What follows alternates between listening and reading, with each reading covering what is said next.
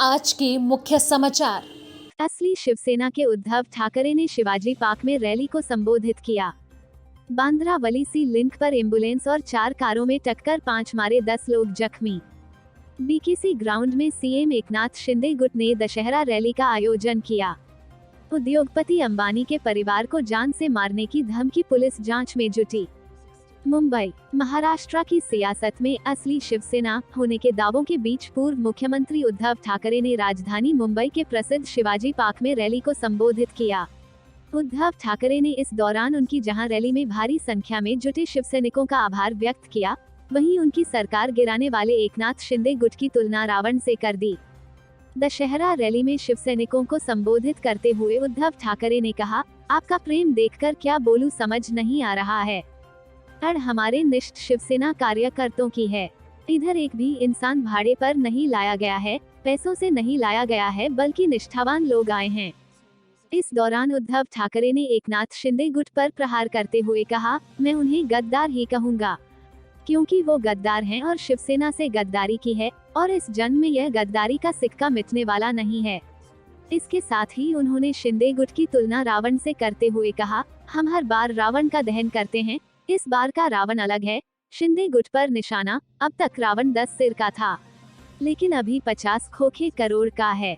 उद्धव ठाकरे ने कहा, मैं मुख्यमंत्री बना लेकिन कोई अनुभव नहीं था, लेकिन आपके प्रेम के चलते अच्छा काम कर पाया।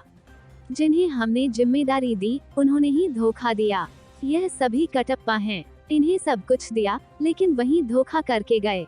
एकनाथ शिंदे पर परोक्ष रूप से प्रहार करते हुए उन्होंने कहा, यह शिवसेना मर्द और एकनिष्ठ लोगों की है।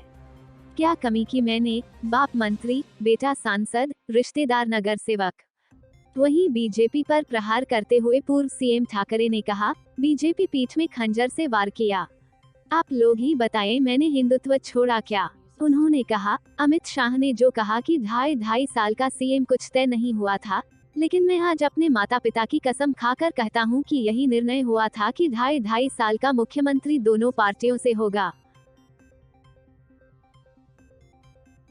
मुंबई, महाराष्ट्र के मुंबई में बुधवार को बड़ा हादसा हो गया। यहां मुंबई के बांद्रा वलीसी लिंक पर एम्बुलेंस और 4 कारों में टक्कर हो गई। हादसे में 5 लोगों की मौत हो गई। शुरुआत में बताया जा रहा था कि हादसे में 10 लोग जख्मी हुए हैं। अब इनमें से 5 लोगों की मौत की खबर है। बताया जा रहा है कि मुंबई के बांद्रा वलीसी लिंक पर तड़के 3:30 बजे ये दर्दनाक हादसा हुआ है। जानकारी के मुताबिक सी लिंक पर एक गाड़ी दुर्घटनाग्रस्त हुई थी। इस हादसे में घायल हुए लोगों को अस्पताल पहुंचाने के लिए एम्बुलेंस बुलाई गई थी।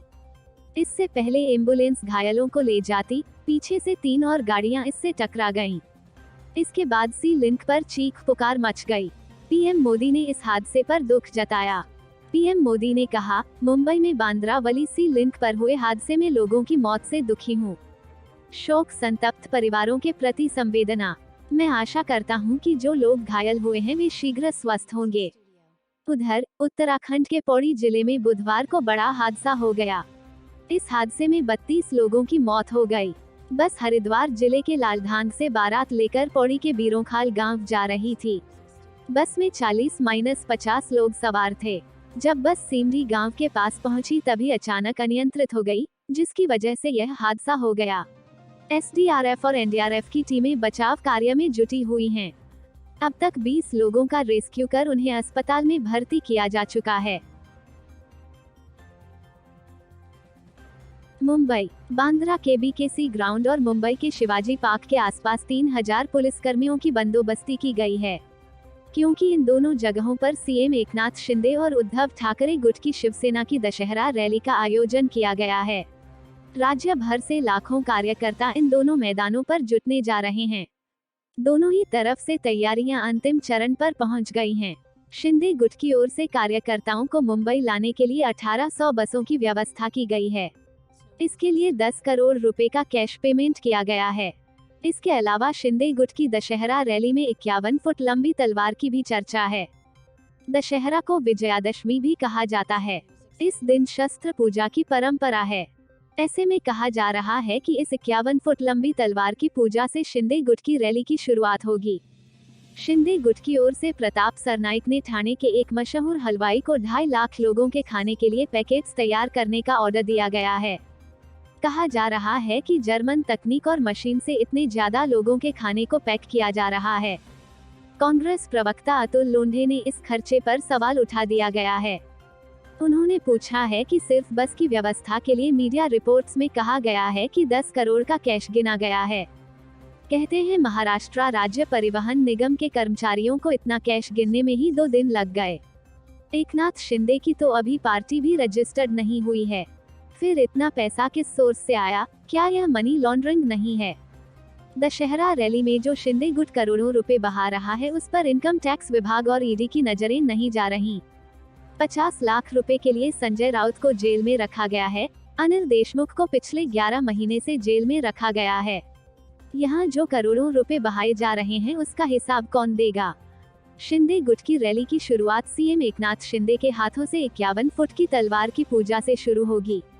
बताया जा रहा है यही मंच पर मंत्री उदय सामंत सीएम शिंदे को 12 फुट की चांदी की तलवार भी भेंट करेंगे। पैसा पानी की तरह बह रहा है। किसान बाढ़ से तबाह और भूख से मर रहा है।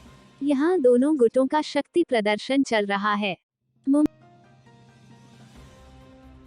मुंबई, देश के सबसे बड़े उद्योगपति अंबानी परिवार को जान से मारने की धमकी मिली है।